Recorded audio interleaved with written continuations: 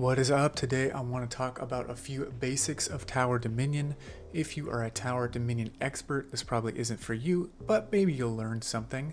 I'm just going to go over a few basic details of the game, including the concept of the Battlefront, which is not as intuitive as you might think, but it is a very important concept to understand as it is referenced by many abilities within the game. So, let's get started. Let's first talk about some hotkeys. You can move the camera around with WASD, or you can simply hold the right mouse button and click and move the camera around that way if you wish. The mouse scroll zooms you in and out, and hitting F takes you back to your headquarters. As you progress through the game, you'll start to use these next hotkeys more and more. As you become more adept at the game, you may want to skip through the first 10 or so rounds. So, between spacebar, sending an enemy wave, shift, speeding everything up by 3 times, tab, showing you your current upgrade status on all towers you've built so far, you're well on your way to efficiently getting through the first few levels in order to try out a new strategy in the later game. Some units like the Lekos and Devaskor have camouflage, meaning any tower without the ability to detect will not fire at them. Detection is indicated by a glowing green antenna atop the tower. The Mirador can be upgraded with a special reinforcement ability in order to give it detection. Although you are given advance notice of which special enemy units will be spawning, you still need to make a plan on how to handle camouflaged units. These Devaskors are able to run right through all my defenses without taking any damage, although units like the Grenadiers spawned from the Iron Dragoons' headquarters will still deal damage to them on impact.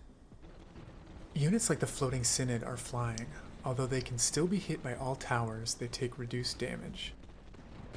Flying units like the fast-moving Metacris will also fly right over any defensive walls you built when playing as the Pargan Assault Group.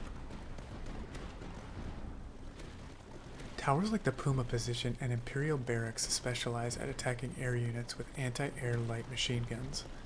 The Puma position can be upgraded with the anti-air design to increase damage and also prioritize air units when multiple targets are in range. There's another type of air unit that is even more deadly if you aren't prepared for it. The Pendor is a high-flying air unit that will completely ignore pathways and fly straight to your HQ from the entry point they are spawned in. If you construct your path like I did here, high-flying units will be able to evade a majority of your defenses. The Brita may be one of the more diabolical units in the game, as you are forced to select where it spawns. The tile it inhabits contains the maximum number of entry points and cannot be re-rolled. The Brita also has additional health in the form of a shield. Shield breaker upgrades like the Claymore's multi-pulls deal extra damage to shielded units. Position them near the Brita's underground cavern location in order to turn those nasty bugs into dust.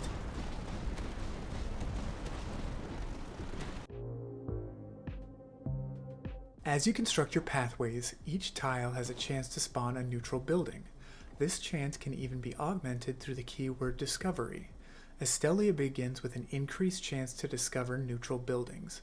Some neutral buildings themselves will even give you an increased chance to discover in the future. In order to activate a neutral building, simply place a tower adjacent to it. Some neutral buildings like the communication relay increase your periodic resource gains. The communication relay only benefits from one adjacent building. Other neutral buildings like the underground camp will allow you to stack your resource gains with each additional adjacent tower as well. Neutral buildings like the Dessa Amplifier will augment only those towers built directly adjacent to it. In this case, this Puma position is gaining untamed energy. Every game set to difficulty 4 starts with 4 battlefronts.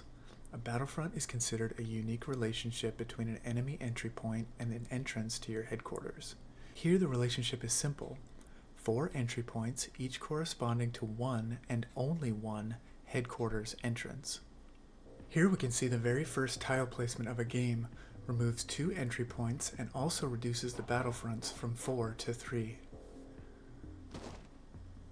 Although this layout has exactly 2 enemy entry points and 2 headquarters entrances in the southeast, because the center tile is connecting them, they are not unique, and this only counts as a single battlefront. In this example, because you are creating a closed loop between 2 headquarters entrances, this is an illegal tile placement. In some situations, the random layout of your map will force your hand. With the way these entry points are positioned, if you want to extend the southwest lane, you will have to place a tile that reduces your battlefronts from 4 to 3. If you want to play a 4 battlefront game, be very cognizant of your starting layout.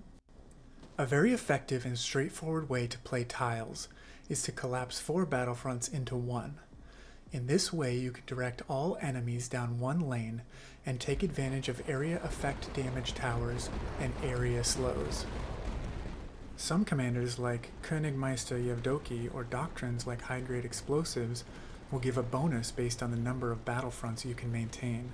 It can be a significant challenge to try and build out 4 unique lanes while defending your headquarters properly. As you play the game, you will unlock additional commanders that may entice you with unique abilities that will lead to specific builds and strategies.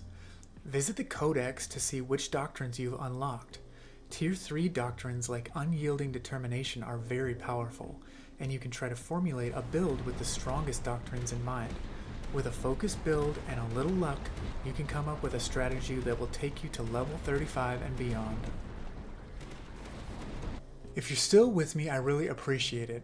I'll be putting out some videos showcasing some builds that went farther than level 35 and go over some key towers and strategies that led to their success. If you'd like to try out Tower Dominion for yourself, it's still in the test phase and you can find a link to Steam in the comments. Links to my Discord and the Tower Dominion Discord down below as well. Happy defending! Till next time!